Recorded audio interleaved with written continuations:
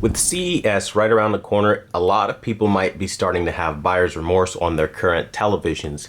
But today I'm going to tell you why you shouldn't have buyer's remorse, so smack a like on this video. Now the television showing on the screen right now is the 55-inch Samsung S95B. Now this is running the day one firmware, which after time has gotten worse with the newest, most updated firmware, which this particular television on the screen right now is not rocking. But that kind of leads me into this whole CES thing. Regardless of what you see the CES, it's going to change over time, especially if you do firmware updates. And then where are these YouTubers now?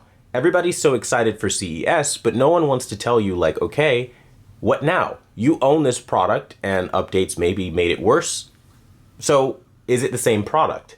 And I can tell you, like, after going through a couple Samsung S95Bs, it is not the same exact product. And I think this is one of those like really tough conversations that we realistically need to have.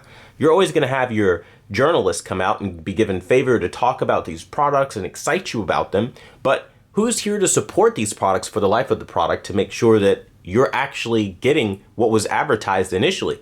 Many of us, especially with inflation and all-time high prices all across the board, whether it's real estate, car purchases, anything, are going to be feeling that impact in our bank, right? And so some of us might not have the finances to go run out and buy these TVs off day one, and we might have to wait until sale days, right? But we have a situation like now. Christmas just ended a couple days ago, and it's kind of like, well, what do you do? Because here you have a situation where now you see all these YouTube videos in the top of the search about how amazing these products are, but they're not actually holding that same energy. And that is kind of why I would say don't have buyer's remorse off of CES. Like, for example, if you've got a Hisense U8G, you're good.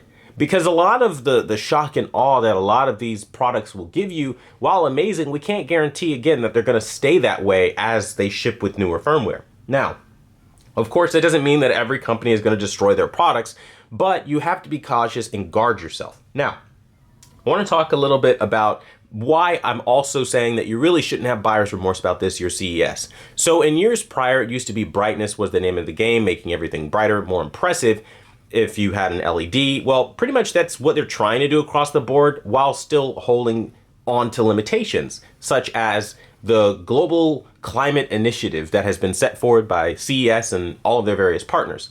The biggest push you'll see this year at CES is about global warming. I mean, it's all about reducing energy consumption. You'll see a lot about renewable energy sources. It's really like all about being, I don't know, less of a detriment in your energy consumption. If I'm reading the room correctly as to what CES has been advertising so far.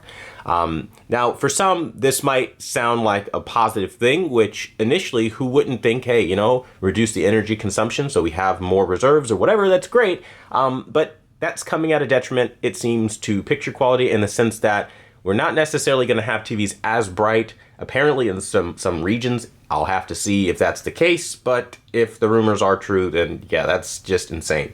Either way though, the TVs that I've seen in the years that I've been covering CES have never really improved to a point that I felt last year's model was like completely blown away as a general thing. Now, some TV manufacturers are of course the exception, like for example, LG with the C1 coming off of the C10, that was a big jump.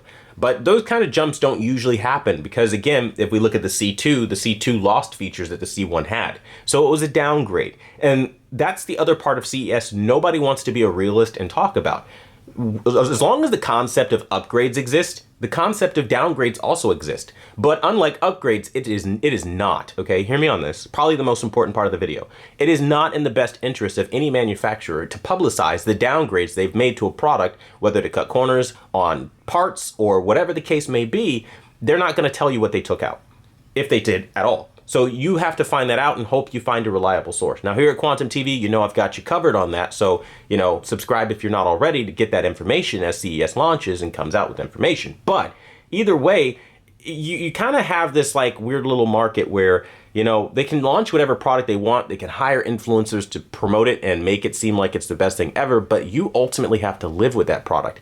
And honestly, I have not seen in the years covering CES so much of a dramatic change to where what you just purchased last year being so out of date so terrible that it's just the worst thing ever. And oftentimes you can get great sales on these products. Now, that might change as we start getting into more QD OLEDs. I truly do believe it's the next innovation in TV technology when done correctly, but Samsung decided to nerf it. So we'll have to wait and see what the move is this year, and I'd be glad to report on that and all that. But I think more so, you really should know that whatever you have right now, you are fine. And I'll do a video maybe showing you guys how we can take these things to the next level and make them look a lot better through proper settings and things like that. But either way, CES is, for all intents and purposes, a consumer electronics show. It's all about enticing you and making you want to buy something. And I think that's the important thing that we should remember about these kind of trade shows. They are not there to tell you about your long-term experience with these products, the flaws that they might have, the quirks. Those are things that as users we have to figure out and be open and honest about and have those discussions as these things kind of take place. So that being said, I want to know what you guys think. Do you think that the lack of news and the lack of announcements on what they're doing this year at CES is a big red flag? Maybe that means they have nothing. Or do you think it's the reverse? It means they have something really good and it's just about to change the game entirely to something we've never seen before in TVs. That being said, let me know down below, and thanks so much for watching the #1 brand in honesty. Until the next video, I'll see you guys later.